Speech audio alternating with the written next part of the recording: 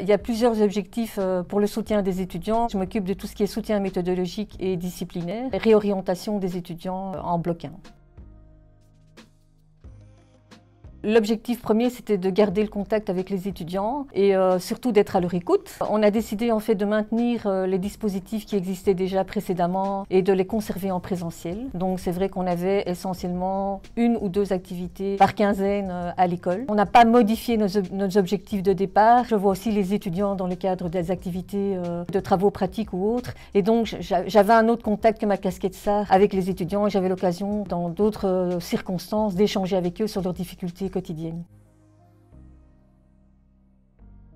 Elle est compliquée sur plusieurs plans. Sur le plan financier, beaucoup d'étudiants ont perdu leur job d'étudiant. Évidemment, dans nos sessions, les étudiants qui ont déjà un diplôme d'aide-soignant peuvent travailler et être rémunérés. Mais ça concerne beaucoup les étudiants de 2, 3 et 4. Donc les blocs 1 ne sont pas concernés. Il y a beaucoup d'étudiants qui ont des difficultés parce qu'ils ont eu des personnes malades dans leur famille, donc des personnes décédées, des enfants malades, eux-mêmes qui ont été malades. Donc c'est vrai qu'il y a eu un suivi quand même assez important. Par ma casquette SAR, mais aussi de par mon métier initial, j'ai une relation privilégiée avec beaucoup d'étudiants aussi au sein de l'ESIC, donc c'est vrai qu'ils se retournent souvent vers moi. S'ils ont une question à poser, c'est vers Madame Paris qu'ils vont se diriger. C'est vrai que normalement le SAR est à disposition des étudiants de bloc 1 première génération. À l'ESIC, depuis toujours, on a décidé d'ouvrir le SAR au 2e et au 3e et maintenant depuis de la réforme des études au 4e année. Ils peuvent soit me joindre par mail, j'ai une permanence ici le mercredi matin. Si je ne suis pas présente, on peut faire un Teams de manière individuelle. Je réponds généralement assez vite et donc tout le monde peut me contacter.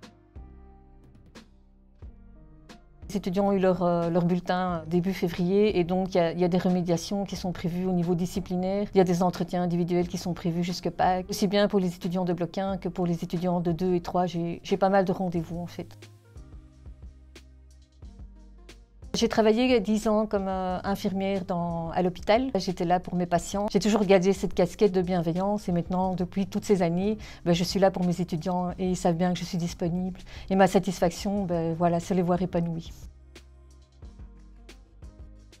Étudiante très studieuse, mais ayant eu un parcours de vie peut-être un petit peu compliqué pour mon époque. J'étais enceinte pendant mes études et donc c'est vrai que les difficultés parfois que les étudiants peuvent rencontrer, je les ai vécues.